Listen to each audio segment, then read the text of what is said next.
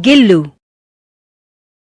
अचानक एक दिन सवेरे कमरे से बरामदे में आकर मैंने देखा 2 कौवे एक गमले के चारों ओर चोंचों से छुआ छुआउल जैसा खेल खेल रहे हैं। निकट जाकर देखा गिलहरी का एक छोटा सा बच्चा है जो संभवतः घोंसले से गिर पड़ा है और अब कौवे जिसमें सुलभ आहार खोज रहे हैं वह निश्चेष्ट सा गमले से चिपटा पड़ा था। सबने कहा कौवे की चोंच का घाव लगने के बाद यह बच नहीं सकता, अतः इसे ऐसे ही रहने दिया जाए, परंतु मन नहीं माना। उसे हौले से उठाकर अपने कमरे में लाई, फिर रुई से रक्त पोंछकर घावों पर पेनिसिलिन का मरहम लगाया। रुई की पतली बत्ती दूध में भिगोकर जैसे तैसे उसके नन्हे से मुंह में लगाई, पर मुंह खुल न सका और दूध की बूंदें दोनों ओर लुढ़क गईं। कई घंटे के उपचार के उपरांत उसके मुंह में एक बूंद पानी टपकाया जा सका। 3-4 मास में उसके स्निग्ध रोएं, झब्बेदार पूंछ और चंचल चमकीली आंखें सबको विस्मित करने लगीं। हम उसे गिल्लू कहकर बुलाने लगे। मैंने फूल रखने की एक हल्की डलिया में रुई बिछाकर उसे तार से खिड़की पर लटका दिया। वही 2 वर्ष गिल्लू का घर रहा।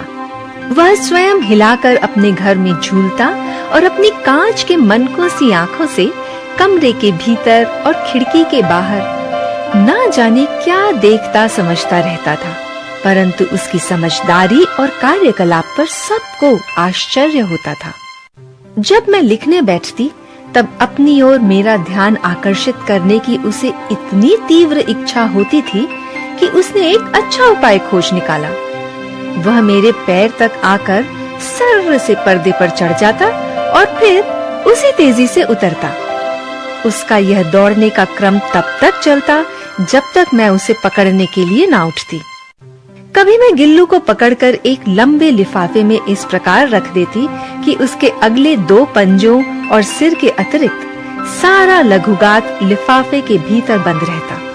इस अद्भुत स्थिति में कभी-कभी घंटों मेज पर दीवार के सहारे खड़ा रहकर वह अपनी चमकीली आंखों से मेरा कार्यकलाप देखा करता। भूख लगने पर चिक चिक करके मानो वह मुझे सूचना देता और काजू या बिस्किट मिल जाने पर उसी स्थिति में लिफाफे से बाहर वाले पंजों से पकड़कर उसे कुतरता रहता। नीम चमेली की गंध मेरे कमरे में हौले-हौले आने लगी। बाहर की गिलहरियां खिड़की की जाली के पास आकर चिक चिक करके ना जाने क्या कहने लगी। गिल्लू को जाली के पास बैठकर अपनेपन से बाहर झांकते देखकर मुझे लगा कि इसे मुक्त करना आवश्यक है।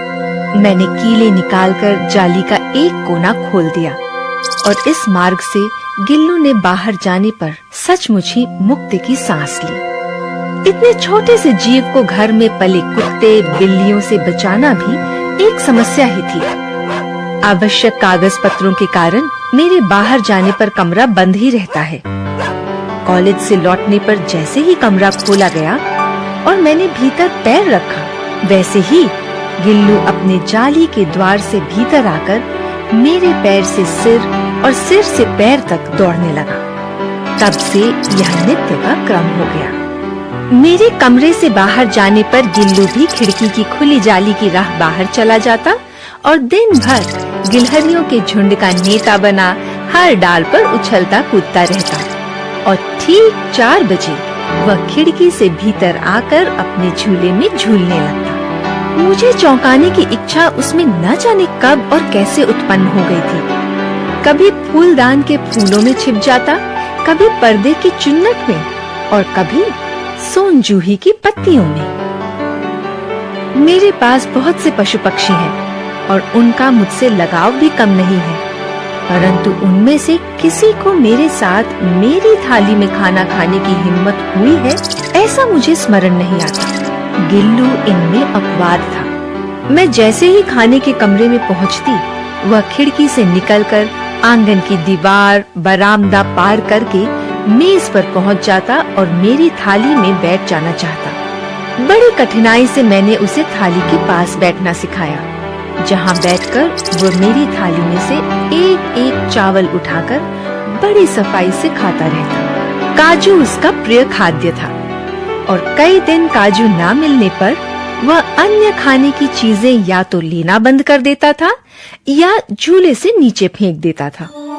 उस बीच मुझे मोटर दुर्घटना में आहत होकर कुछ दिन अस्पताल में रहना पड़ा।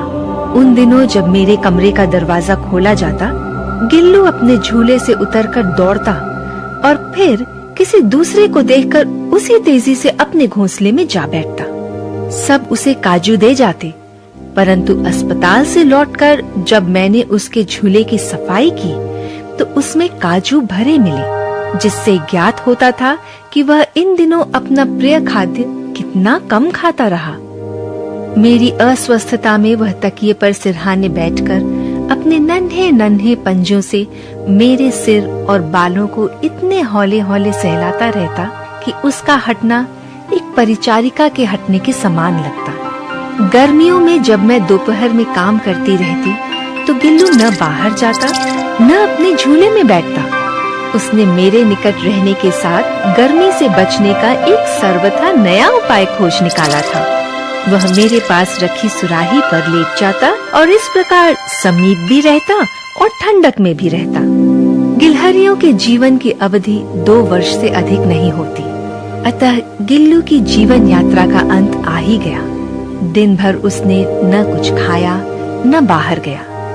रात में अंत की यातना में भी वह अपने झूले से उतरकर मेरे बिस्तर पर आया और ठंडे पंजों से मेरी वही उंगली पकड़कर हाथ से चिपक गया जिसे उसने अपने बचपन की मरणासन स्थिति में पकड़ा था।